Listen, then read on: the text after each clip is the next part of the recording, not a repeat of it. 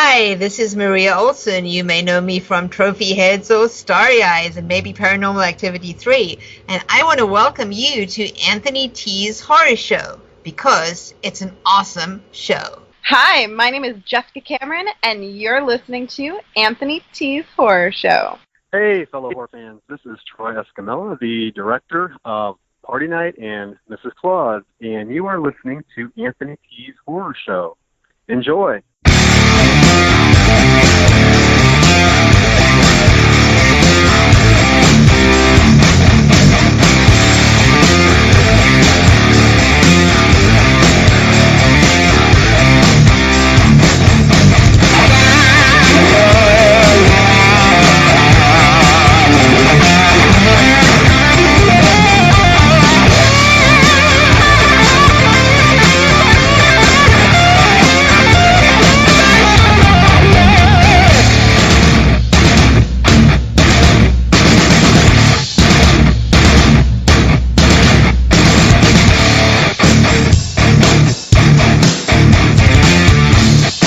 Welcome to this edition of Anthony T's Horror Show. I'm Anthony T. In this edition, I'll be talking about Jason Blum Gets a Funko, but X director doesn't. I'll go into more detail on why X directors should be getting Funkos instead of Jason Blum. I will have David McDonough on my show to talk about his film Groundhog, which is currently out through Boombastic Films. And I will explain why my great state of Rhode Island needs a yearly horror convention than the one that we have right now, as XCon doesn't seem to want to run yearly horror conventions. And if you live in Rhode Island, you know what horror convention I'm talking about that runs in Rhode Island, but decides to run whenever it feels like it. I'll be going more into that. But first, the news, and this is a really crazy one, as all things have gotten literally out of control. I had a news segment already planned, recorded a couple of news segments, but I have to throw it out. It literally has to go in the trash. I'll post more news segments on my YouTube channel because I don't want to waste these news segments. But the major focus of this news segment is a major news story dropped and a major rumor is going around. They were both reported by BloodyDisgusting.com. Let me first start off with the major news story, since this is confirmed. It really feels like come October 2020, it's going to be Saw 9 versus Halloween 2 and 3. Yes! I'll go into more of that later on. But let me start off with Saw 9. When I first heard about this news, my jaw literally dropped. I'm thinking to myself, this can't be happening, right? It sounded like a pipe dream. But the headlining cast for the upcoming Saw 9 has been announced, and it's going to star Chris Rock, who we already know is also executive producing the film, and it's going to star, wait for it, Samuel L. Jackson. Yes, Samuel L. Jackson is going to star in the next Saw film. As Bloody Disgusting confirmed a rumor that was going around between episodes that Chris Rock and Samuel L. Jackson will star in the new Saw film. Chris Rock will be playing a police detective on the hunt, trying to find out who's behind a series of grisly and gruesome murders, while Samuel L. Jackson's role in the film will be playing Chris Rock's father. This has me excited. This is major for the Saw franchise, which after the last film, Jigsaw, quite frankly, felt like it was dead. Literally dead. That film felt like a paint-by-the-numbers film. It felt more like a procedural crime thriller than an actual Saw film. That's the take I got from Jigsaw, but this news breathes new life into the series, as I'm very interested in really seeing this next Saw film, as now I'm very excited for it. The fact that they got Samuel L. Jackson to star in the next Saw film is a major news story. It has now officially, in my mind, brought Saw 9 to the level that it's now one of my most anticipated films of 2020. Because I'm a big fan of Samuel L. Jackson. He's been in tons of films. He's had over 180 film credits. And he continues to work in major films. This year alone, he was in M. Night Shyamalan's Glass, which is a very good film. He was in Avengers Endgame, briefly. And he was in the most recent box office hit, Spider-Man Far From Home. So, this is major news, folks. And it really breathes new life into the Saw franchise. I'm so excited to see Saw 9. If I wasn't anyway, because Darren Brosnan is directing as well. So, this may be the biggest news story to drop if it wasn't for the next piece of news that I'm going to talk about, which also came from bloodydisgusting.com. But I want to let everyone know that this is a rumor and only a rumor, so this might not happen.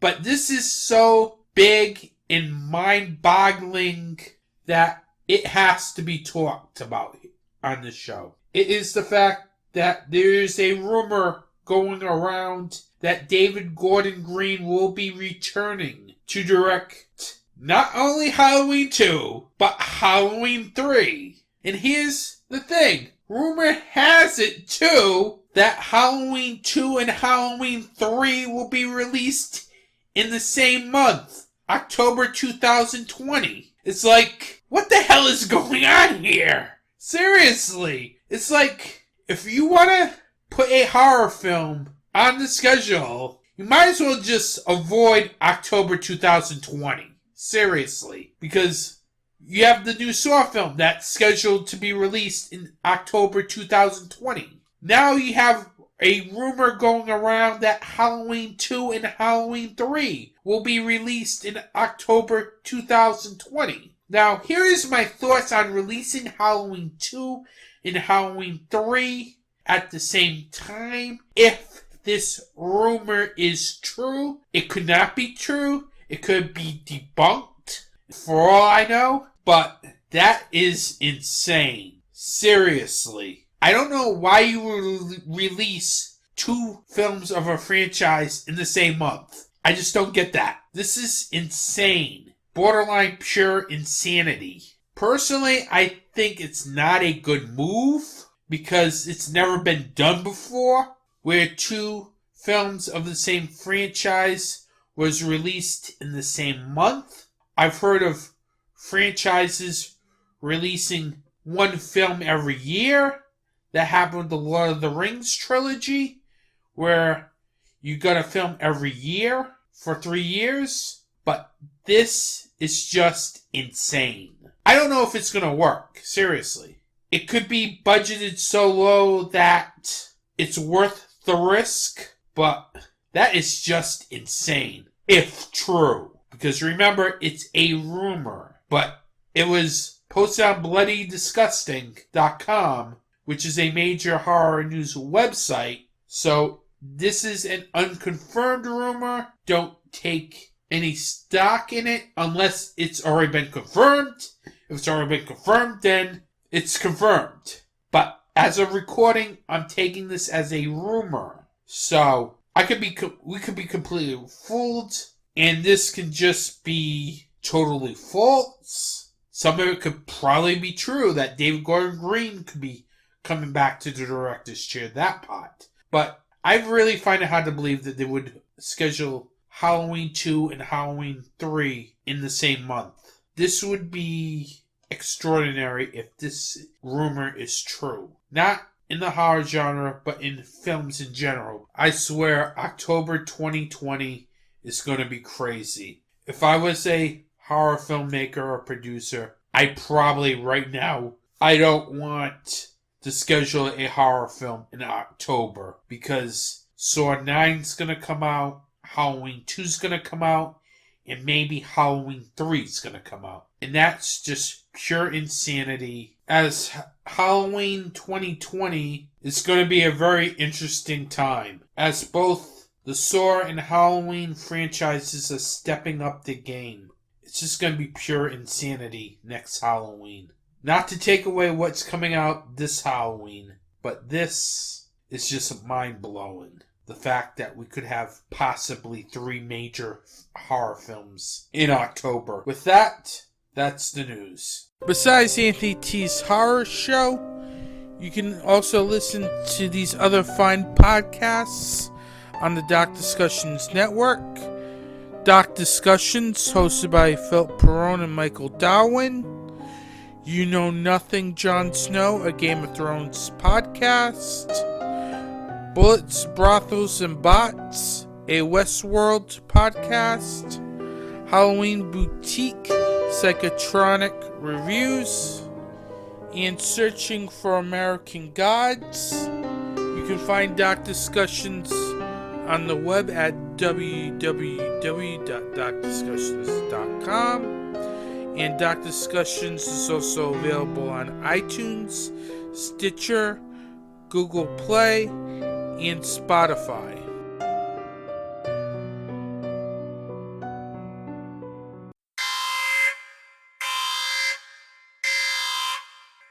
Warning: the following commentary doesn't represent the views of Doc Discussions or the Doc Discussions Network. In other words, there are my views only. Welcome back.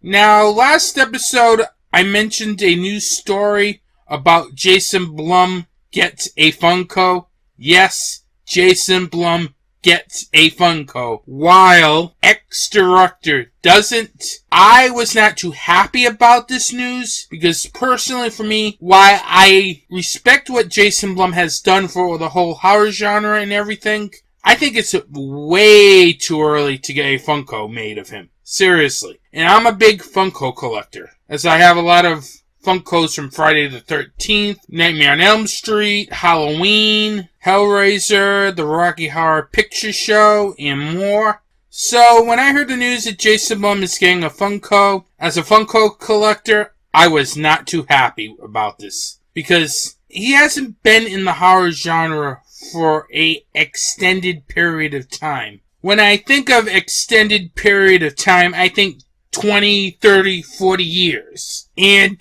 Jason Blum hasn't been around the horror genre for that extended period of time. I really thought Funko is really going to stop focusing on the classic horror directors after they released the Alfred Hitchcock Funko. And instead, Jason Blum gets a Funko. Yes, Jason Blum gets a Funko. But there are 3 directors, sci-fi and horror genre related, that deserves a Funko way more than Jason Blum. I'm sorry.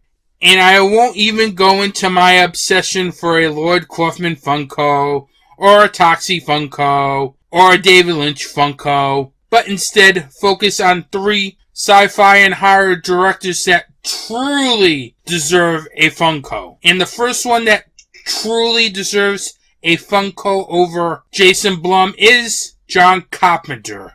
John Carpenter has done many classic horror films such as Halloween, The Thing, Escape from New York, Starman. This guy's done a number of notable films, and it really kind of angers me that he has not gotten a Funko yet. That guy deserves a Funko. I'm sorry. He has created 2 of the greatest icons in sci-fi horror action, Michael Myers and Snake Plissken. John Carpenter is a legend. He is well deserving of having a Funko like Alfred Hitchcock, and it angers me to see him get passed over so that Jason Blum gets a Funko. Now, the second director that really deserves a Funko over Jason Blum is the godfather of the zombie movie, in my opinion, George A. Romero. Now, there's nothing you can say. This guy has created a landmark zombie trilogy. He's created Night of the Living Dead, Dawn of the Dead, and Day of the Dead. And besides that, he's done some also notable films like Creepshow and The Crazies. Why hasn't this guy gotten a Funko yet? This guy is a legend. If it wasn't for his zombie trilogy of films, you would not have a Walking Dead. You would not have a 28 Days Later. You would not have countless numbers of zombie films if it wasn't for George A. Romero. But it really angers me that George A. Romero doesn't get a Funko, but Jason Blum gets a Funko. And the last one is just plain criminal here. That this guy has not gotten a Funko for all the achievements that this guy has done, but Jason Blum gets a Funko. And let me remind you that this guy is a legend in the sci-fi and horror genre. And why hasn't he gotten a Funko yet? I'm talking about Steven Spielberg. Yes, the same Steven Spielberg that has directed films such as Close Encounters of the Third Kind, Jaws, Jurassic Park, E.T., and countless other films. It really blows my mind why this guy has not gotten the Funko treatment yet. Especially when they just released the Jaws Funko set. I'm surprised they didn't add on a Steven Spielberg Funko, because that would have been kind of cool to have a Steven Spielberg Funko in that set, or separately. It would have been the perfect time to release a Steven Spielberg Funko, because this guy is probably the king of the blockbusters. He's done so many blockbuster films that it's hard to count, seriously, and yet this guy does not have a Funko. I don't get it. Steven Spielberg, he's a great director. He's done films that will live on for the end of time, because this guy is a legend. This guy is well deserving of a Funko. If you're gonna give a legend like Alfred Hitchcock a Funko, why isn't Steven Spielberg getting a Funko? I don't get it. There's like many people that are well deserving of a Funko, like Steven Spielberg. I'll even throw James Cameron in there. He's done Terminator and Aliens. Those two guys should have Funkos. Seriously. And they don't have Funkos, but you guessed it, Jason Blum gets a Funko. And I really don't know what the people at Funko are thinking here, because they are not paying homage to these legends. They are paying homage to the hottest thing in Hollywood.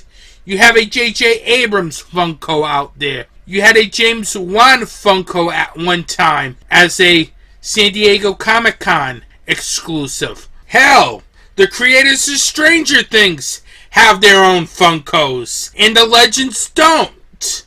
But it really irks me that the legends of horror and science fiction don't have Funkos, but people like Jason Blum and whoever is the hottest trend gets a Funko. I just don't get it. Really, Funko. I don't know what you guys are doing, but you guys are missing out on really capitalizing on these legends, because us fans of horror and sci-fi and geekdom would love to have a John Carpenter Funko, would love to have a George A. Romero Funko, would love to have a Steven Spielberg Funko, would love to have a James Cameron Funko. But they don't have Funkos, but Jason Blum gets a Funko. I'm sorry, that does not sit well with me. I'll probably still purchase it. I'm such a horror fan, but it just really irks me that Funko is really going after these directors and producers in the now and not paying homage to the legends of sci-fi and horror. It is just wrong. Funko really needs to step up their game and stop putting out Funkos like Steven Spielberg, like John Carpenter, like George A. Romero. Because we Funko lovers would buy it. I just don't get why Jason Blum gets to cut to the front of the line and get his Funko, because he's not even a director, he's a producer. And he gets a Funko and these legendary directors don't. It just angers me. I'm sorry. I'm done with this segment. Because Funko really needs to pay attention to the history of cinema and the history of the horror and sci-fi genre, instead of paying attention to who's the hottest thing in the moment. That is the main reason why I don't like the fact that Jason Blum gets a Funko. Have a podcast that you want to promote? Well, if you're interested in swapping commercials, you can promote your show here on Anthony T's Horror Show, and in return I will promote your commercial on my show as well. For more information, contact me at anthonytshorrorshow@gmail.com. Hey guys, this is Steve Christina. I'm the founder, owner, creator, and host of Super Retro Throwback Reviews. Are you looking for the best movie reviews, music reviews, video game reviews, and Comic-Con coverage all around? Well then look no further. Definitely check out Super Retro Throwback Reviews on YouTube and our new audio podcast, the new and improved Super Retro Throwback Reviews audio files version 2.0 on the following media distributors: Podbean, Google Play, Stitcher, SoundCloud, iTunes, and Spotify. Pass is over, John. Time for something new and improved. Welcome back to Anthony T's Horror Show. I'm here with Dave McDonough, director of the film Groundhog, which is one of the recent films released by Boombastic Films. How you doing today, David? Doing good. How are you? Good. First question, what made you want to get into the filmmaking business? I think very early on, I remember when I was probably about 2 years old, I saw Dawn of the Dead for the first time, the original. And ever since then, seeing that, just being like mystified by it, I knew I wanted to do that even way back then. And my course has never changed. I've always wanted to be a horror director. What aspects of the film that you liked so much that you wanted to pursue it? The music, the blood, the gore, Tom Savini's gore, just the different colors of the zombies, like they're kind of like a blue tint, gray, more grayish than Day of the Dead, but kind of like blue in that one. It was just like so many like colors flying at me, like the color of the blood, just crazy gore effects and stuff. I don't know, I've just been hooked ever since. Now, how did you become involved with Boombastic Films with Matthew Fisher and Alexander Huck? For years, I was kind of like trying to do it on my own, and I really couldn't find a team that was as passionate for movies that I was. It was people who would like kind of like just do it to do it, and then they wouldn't even care about it. But around 2014, Matt Fisher, he gave me the opportunity to be an associate producer on his short film Insomniac, and I jumped at the chance. And he said you could either just be a associate producer and take the credit, or you can come learn the ropes and stuff, like work on set and whatnot, just wear many different hats. And like I took that opportunity because this is what I always wanted to do. So around 2014, they took me in. Now, what was that experience like working on Insomniac? It was fun. That was the first I did with them, so it was very I was just very excited, and I tried to like spread positivity through the set and stuff. I was like wide-eyed and bushy-tailed, and did a lot of production assistant stuff. I was an extra, just on set as much as possible. I helped out with some special effects like blood pouring and whatnot, and it was just fun. It was just super fun. Your latest film is Groundhog, which is available on DVD through Boombastic Films. Tell everyone about the film. This film is my it's like my love letter to 1980s slasher movies, holiday themed ones, because it takes place during Groundhog Day. It's about a man who loses everything during a long winter when the groundhog predicts it's going to be like a longer winter, and just his whole world just gets shattered. And 5 years later, he's working at a new job, and his everything just starts crumbling around him. So he just kind of snaps, and he goes after what he thinks is responsible for everything. Is the groundhog, even though that's unreasonable to think, but that's what he just goes on a kind of like a road trip to get it and kill it. What made you come up with the film's story? Well, Monster Squad, how they're watching Groundhog Day Part 12. For years, I always wanted to see that. I always wanted to see a Groundhog Day-based slasher movie, because I love holiday slasher movies, and nobody ever made one. So I was like, I'm gonna make one.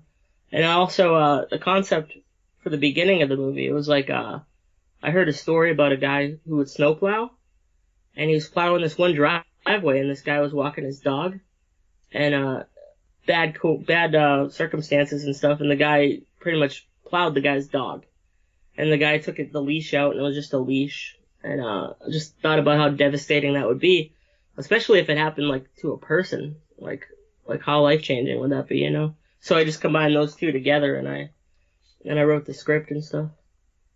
Now, what was the script writing process like? It was writing the film. It was from I'd say probably 2012 until 2015, a few months before production, and just kind of piece by piece, I would bounce it off other writers that I'm friends with, other filmmakers and stuff, to see what they thought about it, and pretty much that whole time it was evolving. The script was evolving, getting longer and longer, and adding parts to it. The last part I added there's a detective character and a doctor character. That was one of the last parts I added. Kind of like an homage to Halloween.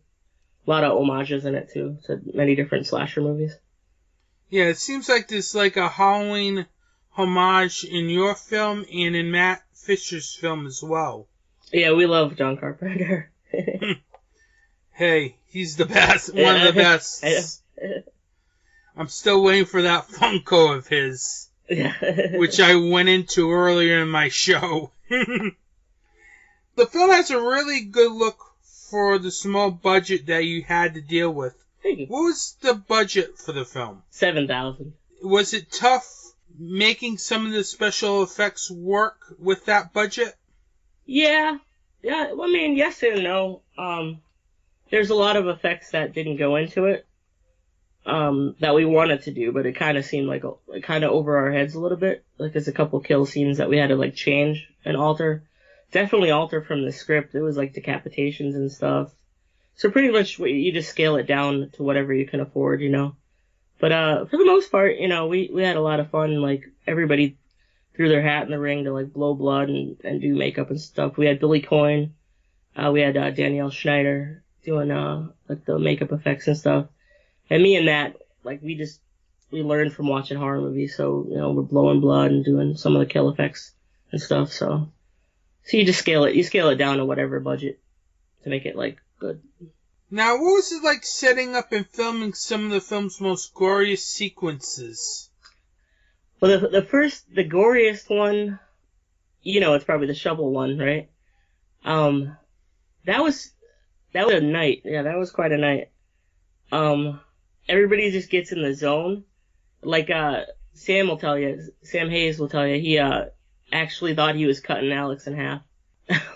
He just kept getting so in the zone and stuff. And I actually, for that scene, even though we did the special effects, me and Matt, even though we did the special effects, and Danielle Schneider was with us that night too.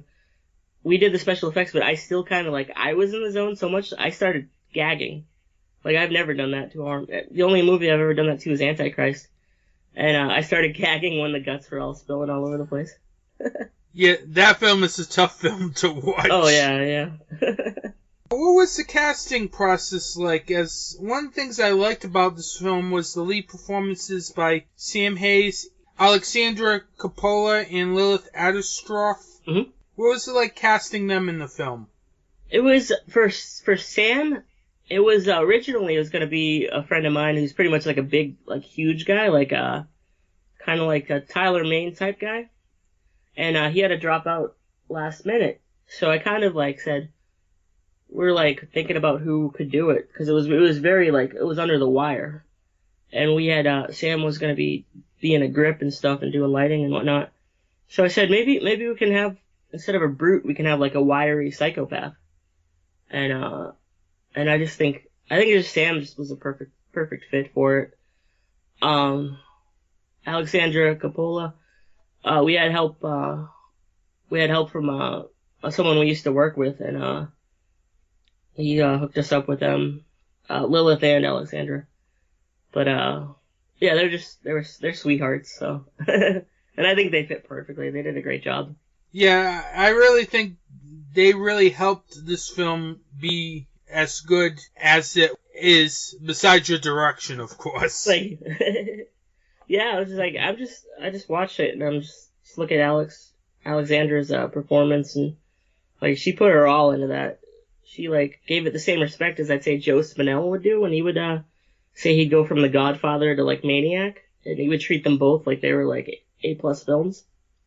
And she did that with this one, so she kind of elevated the slasher, like B-movie slasher status a little bit higher, like just by giving it her all, you know. And Lilith is just awesome. She's just a badass, you know. Now, the film also features a cameo from James Balsamo. Balsamo, yep. Balsamo, I always get that wrong. That's I always get it wrong. That's fine. He doesn't mind, I don't think.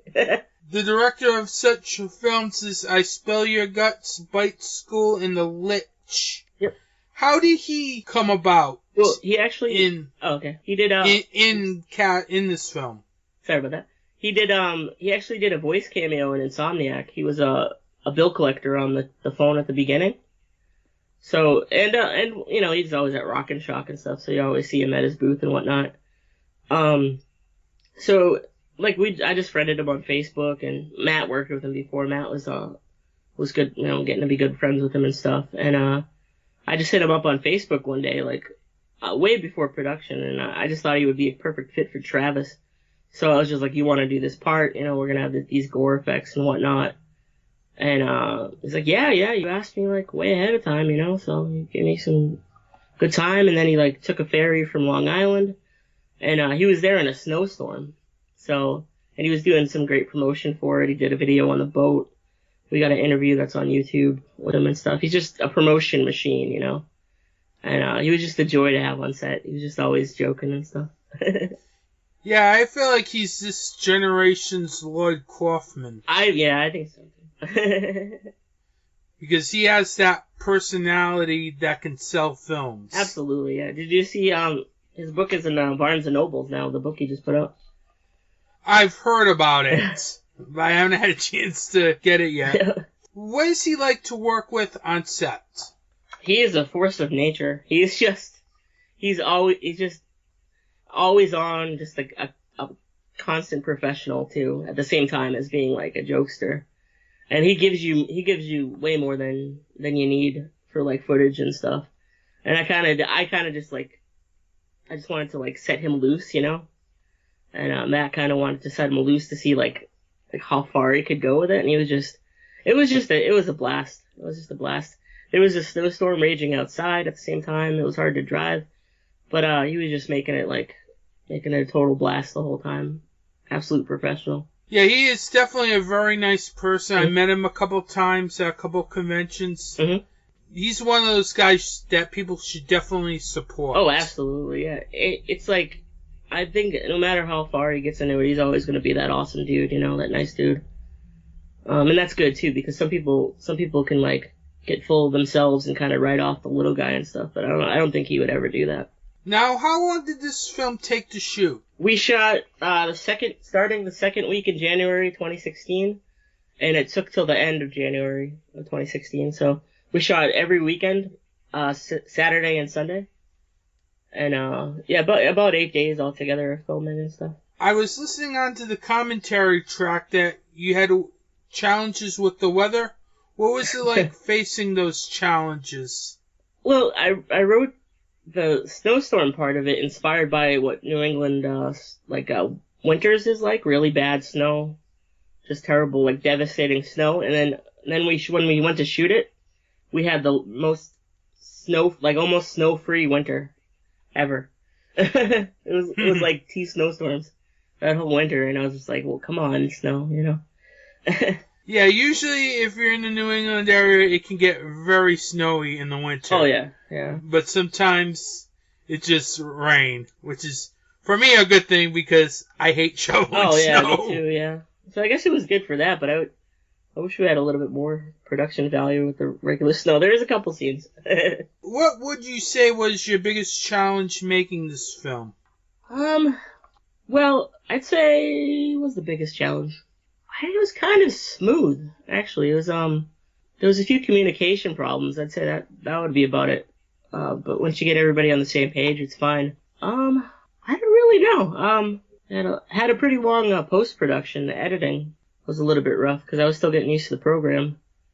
But altogether, it was pretty smooth. I couldn't ask for exhaustion, I'll say. Yeah, the exhaustion of it. Because there was a few times where I thought I was losing my mind because I was so tired and cold. And especially the day that I'm acting. In that scene, I was completely out of it. I had, my mind was gone because I was just so exhausted. So I'd say exhaustion of a first-time filmmaker. What was the most difficult scene that you filmed on Groundhog? Definitely the stuff. I'd say definitely stuff in the beginning with the car, when they're in the car and stuff. Now, most of the film's exteriors was shot at night. Hmm? Was it difficult filming at night compared to filming in the daytime? Not so much. We had a great lighting crew. I couldn't ask for a better lighting crew, you know. They lit everything up and they lit it up perfectly, you know. What was your favorite scene to shoot? My favorite scene to shoot? It's a lot of different levels. I know the festival scene was really fun. The scene where we were cutting Alex in half was really fun.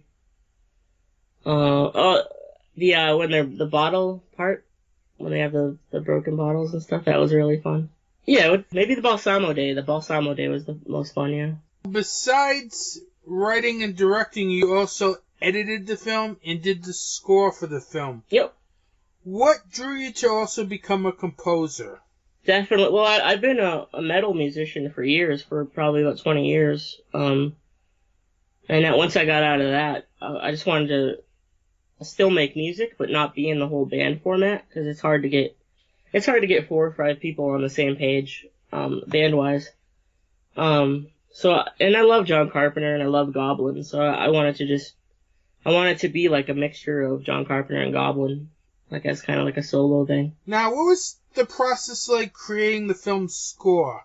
It was lots of research. Yeah, the whole thing was like a lot of research, like watching horror movies, listening to their soundtracks and stuff, just going by emotion of the scene, like trying to portray what everybody in the scene is doing, you know. Was this your first time composing a film score? I believe so. Was it? Did I? I think we did maybe like a couple of short films where I did a little bit of music, but yeah, this is my first total film score, yeah. What was the editing process like for Groundhog? Oh, that was like a year of me sitting in this room that I'm in right now. Just chugging energy drinks and coffee drinks. Sitting in the seat, yeah. What were some of the struggles that you faced during the editing process? I had a lot of problem with some sound. Hold on, excuse me. A lot of problem with sound. And the new program and stuff. I was using Adobe Premiere Pro, just like kind of learning the ropes as I went with that. So a lot of that. I know a lot more now about the program that I did then, so I wish I could kind of go back in time, you know. Between the acting, directing, editing, writing, and scoring the film, which was the easiest and which was the hardest for you? The acting is probably the easiest, because I've been doing that since junior high, so I used to be a stage actor, so that was probably the easiest, yeah. Directing while spitting up like a mouthful of blood, that was fun. But I'd say the acting was the easiest, yeah. What was the hardest to deal with? I'd say the editing, yeah. The directing was fun, but yeah, the editing was the hardest. If If there was anything in the film that you wish you could change, what would it be? A lot more elaborate scenes, like they were in the script. A lot more of the. I don't know. I like how the kills came out. I like how we scaled them down. They're pretty cool. Maybe a decapitation. I don't know. Now, besides filmmaking and everything, you also have a YouTube channel as well. Yep. Tell everyone about that. My YouTube channel is Dave Maggot. Dave Maggot's pretty much, it was my my band music stage name since I was a teenager. And so I just named my channel that. I review horror movies. I do horror movie unboxings, collection updates, collection overviews, collaboration skits with my friends on there and stuff. Did the 31 Days of Halloween, like a review every day. A whole bunch of stuff on there. Live streams. Finally, I heard a little bit on the commentary track that there might be a sequel to Groundhog. Mm-hmm. Is this true, or is this just a one-and-done film? I want to do a sequel. I definitely want to. Right now, I have like 2 versions of a script floating around, and it's just about choosing like the aspects of which one to use, which one to go with and stuff, you know. Now, what other films that are on the horizon for you? We're doing Matthew Fisher's The Wicked Hollows, I think in the fall. I have actually, one of my zombie shorts is coming out on a Tony Newton, DVD anthology, called, the anthology is called 1000 Zombies. And, a short I did a couple years ago is on there, a zombie short. What else are we doing? Probably a bunch more shorts and whatnot, boombastic and stuff. Yeah. Are there any plans for any of these shorts to hit the film festival circuit?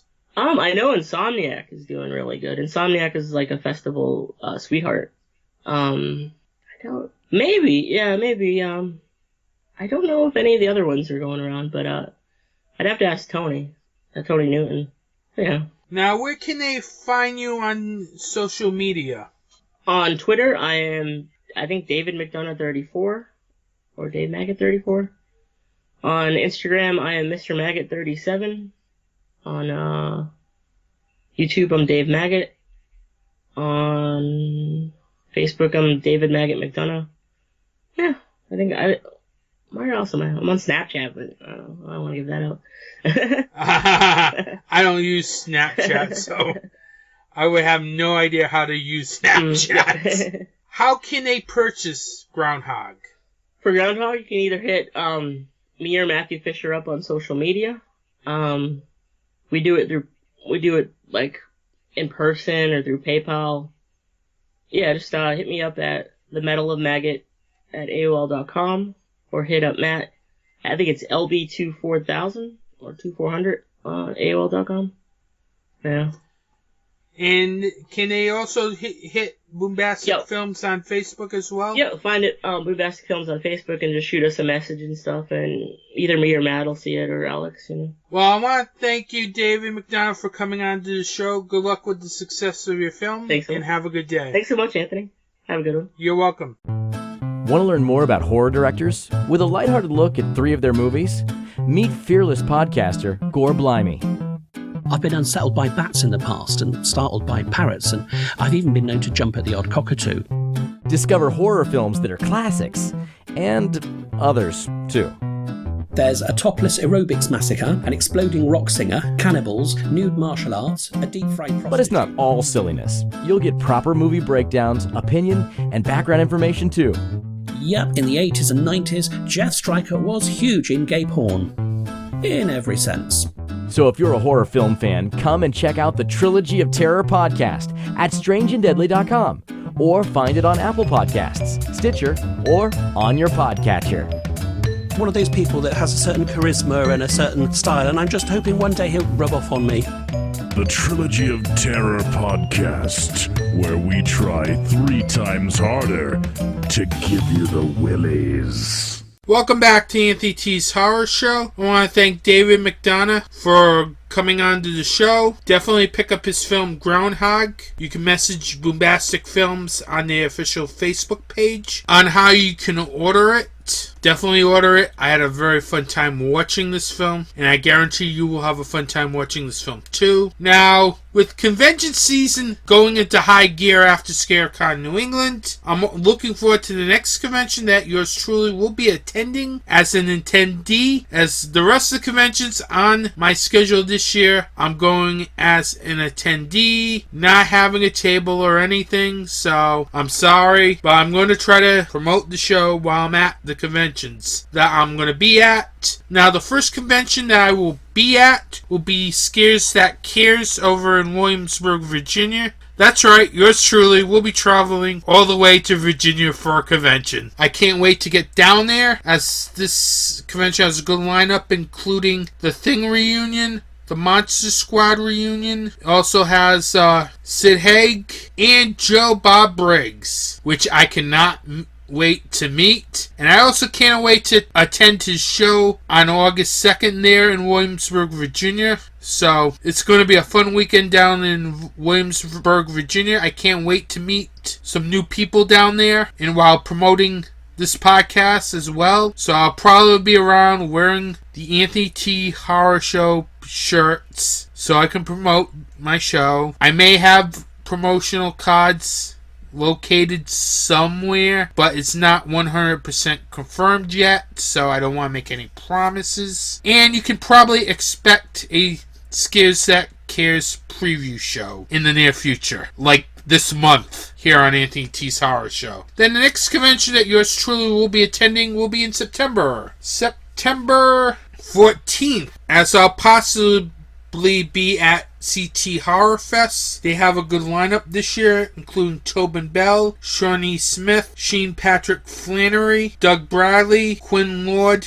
Danielle Harris, and more. So I may be there on September 14th. And of course, I'll be wearing my podcast shirt, so you know who I am. Then on October 11th through the 13th, yours truly will definitely be at Worcester, Massachusetts for Rock and Shock 2019. Bruce Campbell is the only scheduled guest at the moment, but I would expect soon for more guests to trickle in for that convention, as usually around July they start announcing guests for Rock and Shock. So I can't wait for this convention, as I got a feeling it's going to be better than last year. And finally, my convention schedule ends November 1st to the 3rd, as yours truly will be at Rhode Island Comic Con. Horror-related guests include Matthew Modine from Stranger Things, Matt Ryan from Constantine, the TV series, and Stephen Yeun and Michael Cudlitz of The Walking Dead.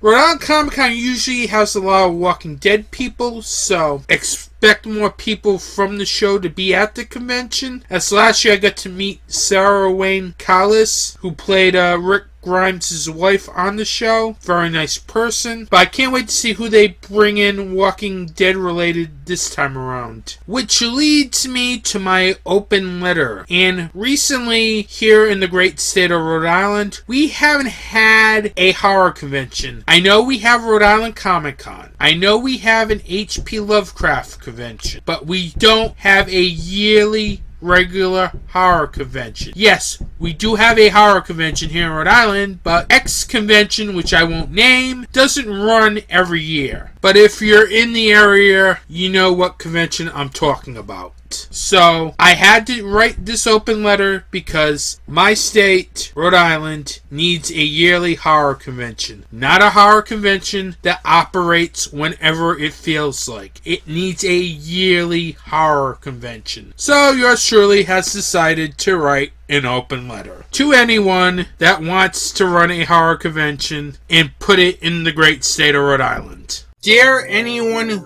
who is interested in running a horror convention in Rhode Island. Rhode Island is a place where it should have a thriving horror scene, but doesn't. One of the main reasons why it doesn't is because it doesn't have a yearly horror convention. The state has a history of horror, like H.P. Lovecraft, who was born and died here. The state is also the location of one of the famous haunted houses that was featured in the popular James Wan film The Conjuring. It would be nice if someone like a Mad Monster Party or Days of the Dead, or yes, even Monster Mania expands to this nice data mine. It can be also a totally new convention by someone I never heard of before that puts its focus into the horror genre and the fans, unlike X HorrorCon that I haven't been to in a couple of years because there hasn't been one after they've promised on their official website. In short, a horror convention in Rhode Island would be fun for us people here in the Ocean State, as it gives us a chance to hang out with our favorite icons of horror, bring in some of the tourists, and also makes me not have to travel and pay hotel expenses that goes with going to a horror con. Sincerely, Anthony T. P.S. Please bring or start a horror convention here. Even if it's only for one day, we really need a horror convention here in Rhode Island. Seriously, as it just feels wrong not to have a horror convention here in Rhode Island with its horror history.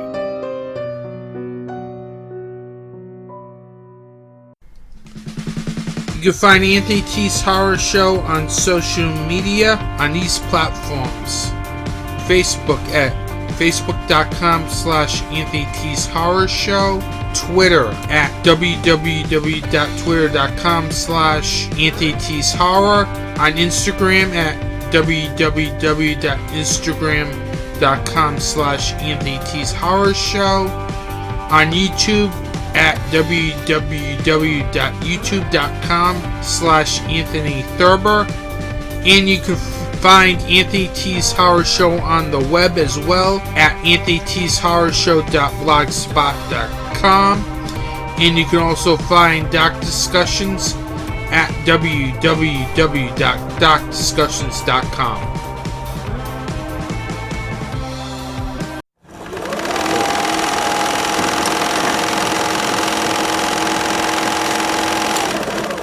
For my film recommendation this episode, I'm staying in the great state of Rhode Island. I know, you heard me rant about wanting a horror con that runs yearly here in Rhode Island. Plus, I figured I'd give you a little taste of the film scene because I could not help but think about what are some very good films that I made in Rhode Island. Then it came to me. Quite possibly the most craziest, most insane film ever shot in Rhode Island. I'm talking about Richard Griffin's The Disco Exorcist. Now, before I go into this film, I would not recommend young listeners listening to this film recommendation because this is definitely not a film for young people, so I would recommend you basically turn off this podcast because that is not a film that I would recommend to anybody young due to the themes and nature of the film. So, that said, if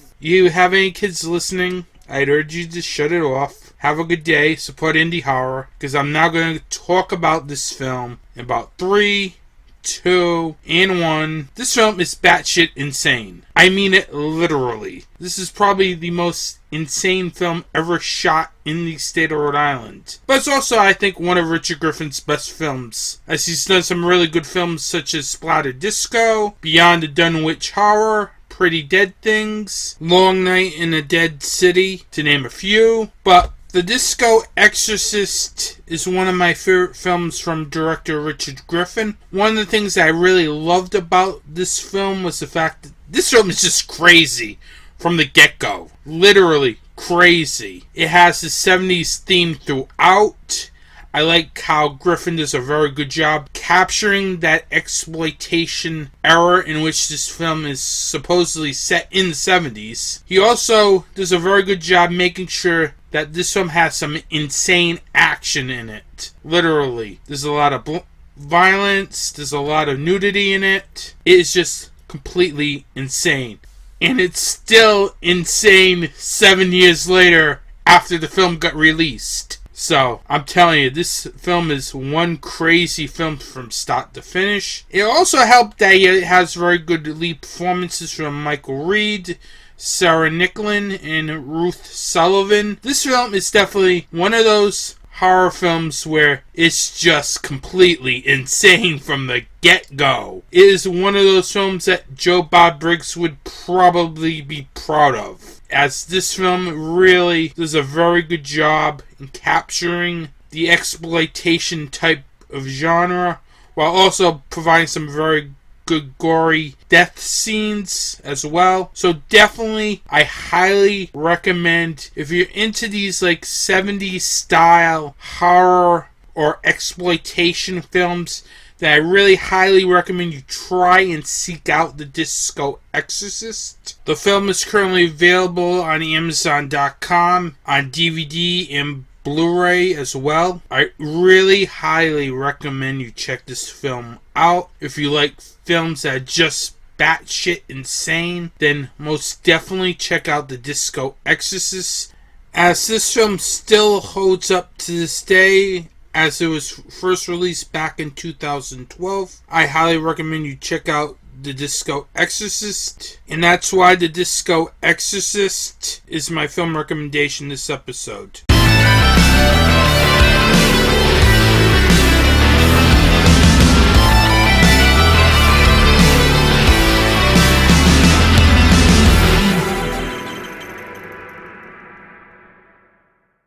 There's not much happening over on my YouTube channel at Anthony T's Horror Show on YouTube, as I'm kind of waiting on another package to arrive before I start filming the next edition of Anthony T's Horror Collection for the YouTube channel. I also have planned another Viva La Troma this month, and I hope to get a Anthony T's Horror Review or Anthony T's Uncensored episode in this month. It'll probably be one or the other, so expect one of those two as I try to get some sort of schedule on the YouTube channel to how I'm going to roll out each of these episodes. On my next episode of Anthony T's Horror Show, I will be doing a Scares That Cares Weekend 6 preview show. I will have director Patrick Ray on to talk about his two films, It's Hell Getting Old and Rattle. And I'll also talk about the convention with